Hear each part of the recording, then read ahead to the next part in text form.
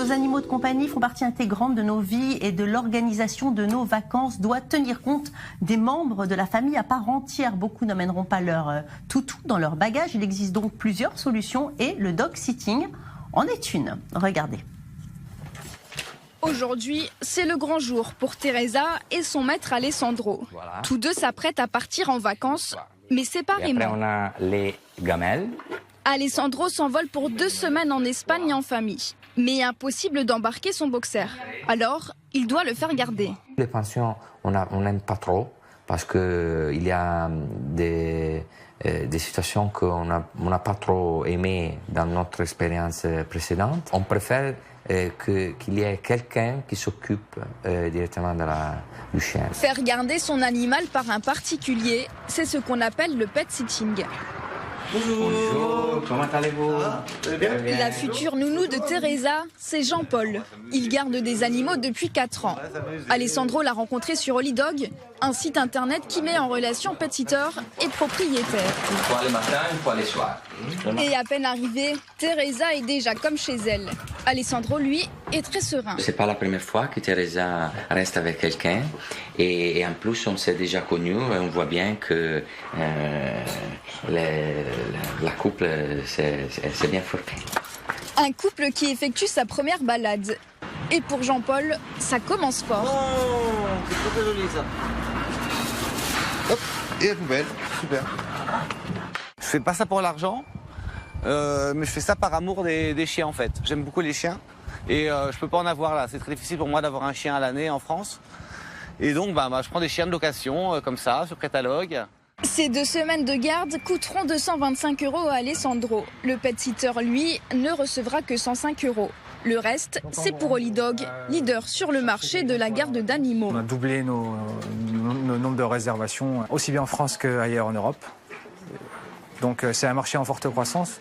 Je sais aussi que c'est le marché des animaux, c'est un marché qui résiste à la crise, parce que les Français ou les Européens dépensent sans compter pour leur animal. Le site a enregistré près de 20 000 réservations. Un marché en plein essor, car les Français chouchoutent leurs compagnons à 4 pattes et dépensent en moyenne plus de 4 milliards d'euros par an pour leur bien-être. Bonjour Stéphane Bleuer, vous êtes vétérinaire comportementaliste, donc on l'a vu dans le reportage, difficile de partir en vacances lorsque l'on a un animal, et cette tendance des dog-sitters est de plus en plus partout, notamment ici à Tel Aviv où on les voit dans les rues de Tel Aviv promener de nombreux chiens. Qu'est-ce que vous en pensez? C'est la solution idéale? Alors d'abord, bonjour Valérie. Je pense que c'est effectivement une très très bonne solution parce qu'il y a un vrai service personnalisé pour le chien.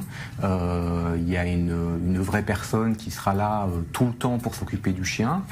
Je pense que ce qu'il faut faire quand même, c'est qu'il faut faire un petit essai avant, c'est-à-dire que ne laissez pas comme ça votre chien, un dog-sitter, sans l'avoir essayé. Donc il faut faire connaissance avec lui et avec le chien en soirée ou le laisser peut-être un week-end justement avant les vacances pour être sûr que tout ira bien. Ça convient à tous les chiens, mais il y a quelques précautions à prendre. Alors, ça convient à tous les chiens à partir du moment où ils ne souffrent pas de troubles du comportement lourds et qui ne sont pas traités. En ce qui concerne les précautions, alors il faut que le chien soit correctement vacciné à jour de ses vaccins, il faut qu'il soit correctement vermifugé. Je vous conseille aussi de lui mettre un traitement protecteur contre les puces et contre les tiques et d'amener son alimentation habituelle de façon à éviter les transitions alimentaires trop brutales qui pourraient déclencher des problèmes digestifs. Alors on vient de le voir, là on est en France, ici à Tel Aviv on est aussi en agglomération. S'il n'y a pas de dog-sitter à côté de la maison, quelles sont les autres solutions que vous proposez? Alors, les autres solutions qui existent peuvent être des solutions du type pension, dans lequel le chien en fait va partager un espace où parfois ce sont des box individualisées, parfois ce sont des grands box que les chiens vont partager en fonction de leur affinité. Ça peut être aussi une bonne solution à partir du moment où les gens sont professionnels. Il faut aller voir, il faut les tester, il faut faire un petit essai si vous sentez que c'est peut-être le bon endroit pour être sûr que tout se passe bien et ensuite se cela pourrait devenir la pension habituelle de votre compagnon. Enfin, c'est quand même difficile de laisser son chien et de partir tranquille en vacances. Quelque chose peut arriver. Alors, si on décide de l'amener avec soi, c'est possible? Bien sûr que c'est possible. Alors, c'est de plus en plus possible parce que les hôtels, les compagnies aériennes, les campings maintenant acceptent de plus en plus ces animaux de compagnie. Alors là aussi, il y a des prérequis. Les prérequis, le plus souvent, c'est de montrer, d'avoir un certificat qui montre que le chien est à jour de ses vaccins.